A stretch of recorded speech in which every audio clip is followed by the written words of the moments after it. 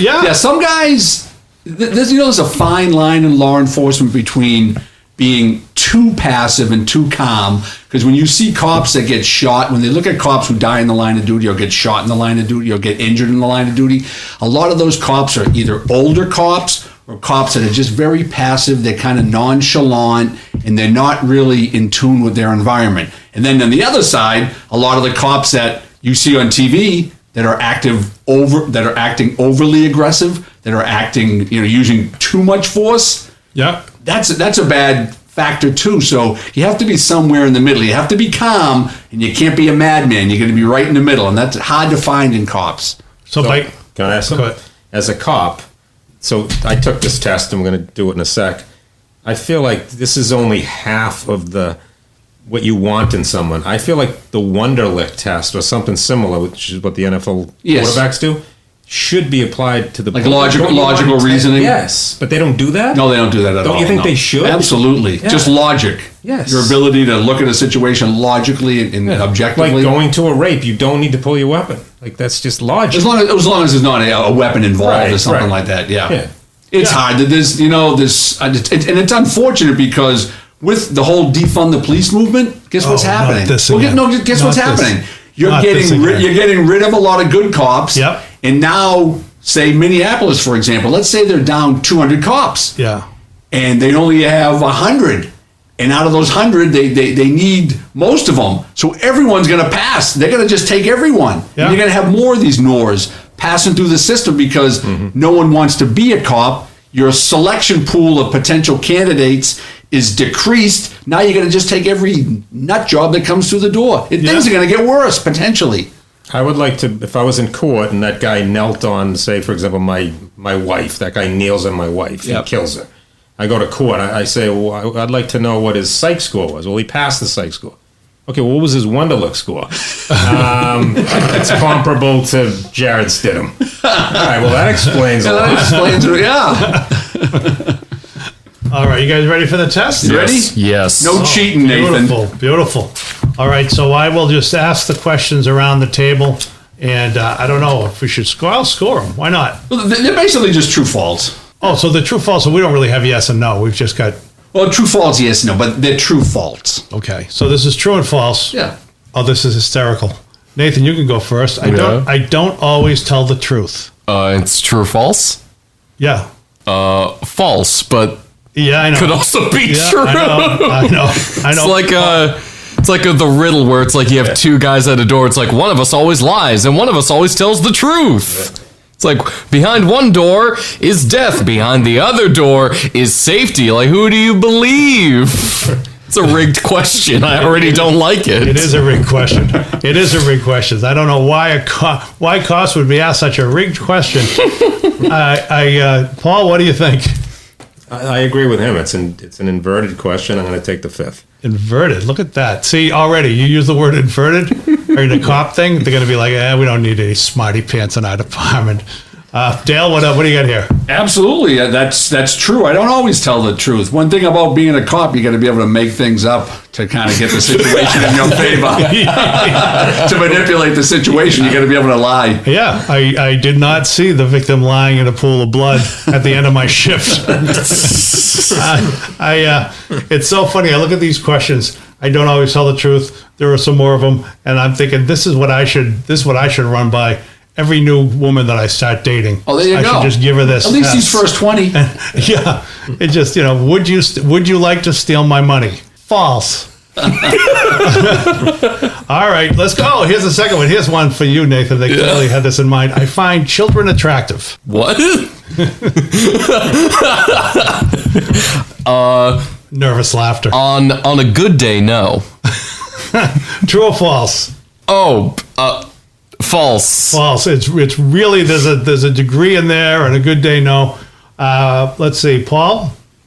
I love how this is the second question. Let's not ask this at the end and waste our time. Let's just escort them out of there ASAP. The only child I've ever found attractive is myself. I was a pretty hot kid. I'm going to say false. False. And Oh, you're asking me? I find children attractive, and I want to ask you, are they in clothing or are they unclothed? Which one? it's an excellent point, but I appreciate your honesty. That would be false. False. You don't think that children clothed in adorable situations... That's a question they should ask school teachers and college professors, not cops. Keep on going, Rattigan. Fine. My sex life is satisfactory. Let's see. I'll go to you, Paul. Paul, for the first one. My sex life is satisfactory. A sex addict would not find my sex life satisfactory, but I'm good with it. I'm happy with it. All right. There's a man who thinks his wife might be listening to the podcast. Dale, how about you? It all depends. Is that including my wife or including the girls that I meet as a cop? Which one is it? That's true. My sex life is satisfactory. Look at the two of you. Look at the two of you. All right. Well, I guess I could ask Nathan, but you know the answer already. I do, and I know you don't have a sex life, so we'll leave that blank for Nathan. At times, here's one for you, Nathan. At times, I laugh uncontrollably. I mean, yeah. Like last question. True. Yeah, sure. Sure. Paul, you ever laugh uncontrollably? Of course I do. I think this is interesting because they probably picture a cop rolling up on a murder scene, unable to control his laughter. Red flags. You have to be able to control your laughter as a cop. Yes. Well, I'll be honest with you, Paul. That's almost the complete opposite, because you go to calls where people have died, and if you're sitting there with the body for an hour and the family's not around and there's another cop with you or a state trooper, some of the jokes that come out are some of the nervous, it's a lot of the nervous laughter during like bad scenes, especially like suicide. Gallows humor. Gallows humor. Okay. Yeah. So I do laugh uncontrollably. Uncontrollably? See, to me, uncontrollably is like a manic. Or like some madman just laughing in the corner. Yeah. Yeah. All right, let's go to the next one. I think I would enjoy the work of an executioner. Duh. Paul, what do you think? Originally I said false, but then I actually Googled the salary, and I'm going to go true. Okay. So executioners make good money? Yes. How much does an executioner make? $150K. Really? Yeah. Oh man. $150K. Yeah. Is it really? Oh man. How do you what course of study do you take it? Anatomy, probably. You have to be able to laugh uncontrollably. Yeah, I would think if you're an executioner and you laugh uncontrollably, it would add a little something to the execution. All right. Nathan, would you enjoy the work of an executioner? Not the salary, but the work. I mean, I guess it would depend on what method of execution we're doing.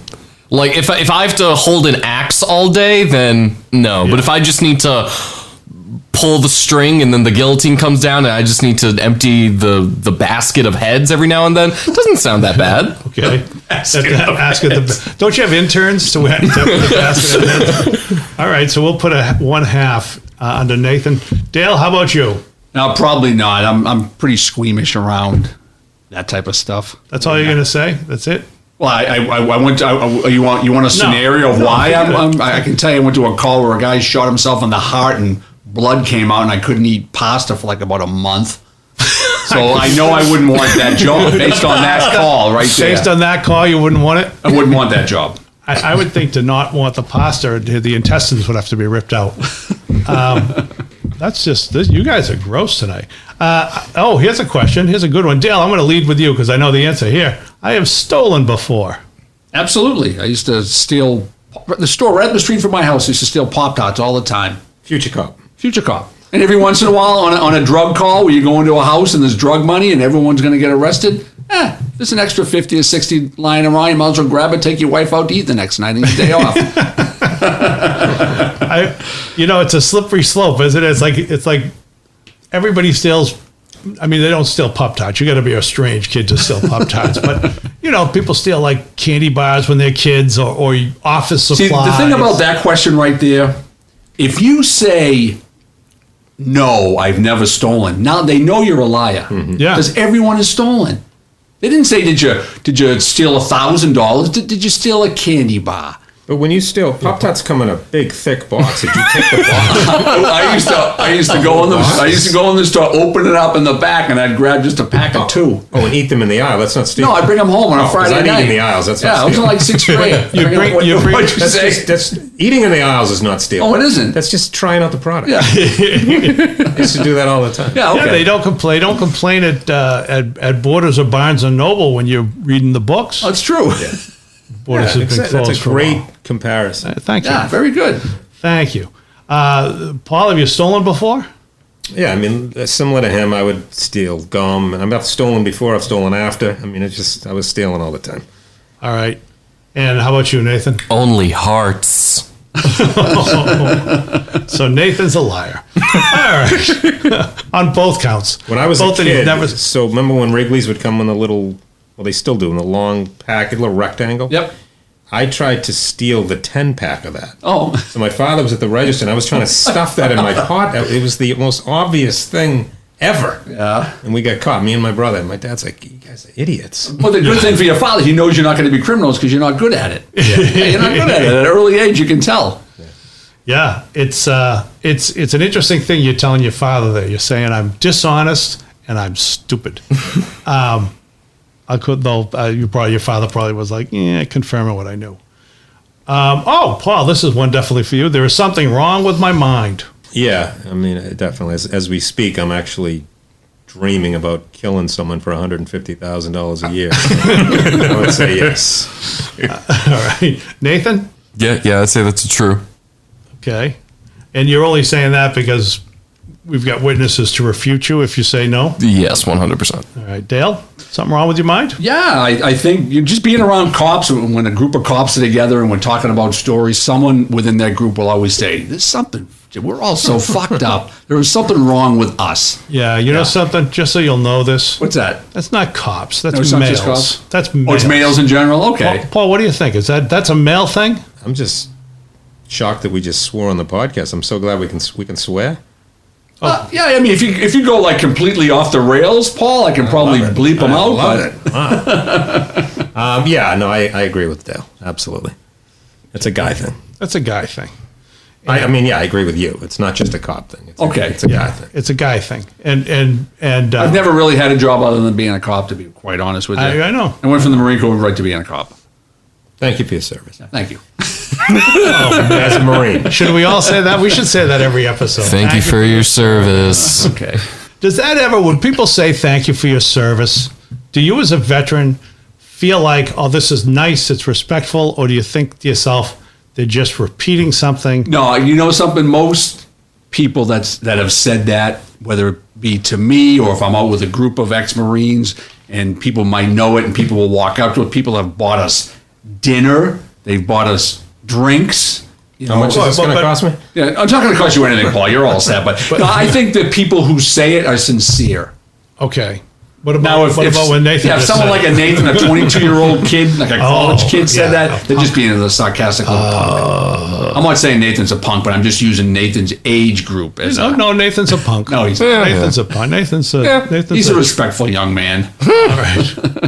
All right. Here's one. I know the answer to this. Nathan, is true. Evil spirits possess me at all times. Oh, I'm sorry. Evil spirits possess me at times. Not all times. Yeah. They give me a break. So that's a true, but not all the time. Not when you're sleeping No, they leave me alone when I'm sleeping. and eating. Do they bother you when you're eating? Yeah, they do, Because here's the actually. thing. If you're an evil spirit, you don't want to bother dogs or you when you're eating. All right, Paul, how about you? Evil spirits? I'm with Nathan. Possess is a strong word, but they're definitely renting space. How about you, Dale? Yeah, I think, there's no voices in my head telling me to do bad things, but I think, there's a little voice in your head sometimes that you have to struggle with once in a while, Dave, and that would be the evil spirit.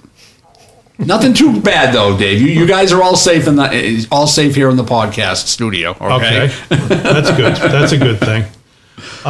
Here's one, Dale. I'm sure you get this as you think about defunding the police. I am sure I get a raw deal from life. That's true because I've always heard everyone I've ever met say that. Oh, life sucks. This sucks. How come I always get this, or how come I always get that? Right? You must say that every weekend when you do comedy. How come I'm not the headliner? This is his first open mic and he's headlined and I'm not. Why are none of these jokes working? I work hard on these jokes.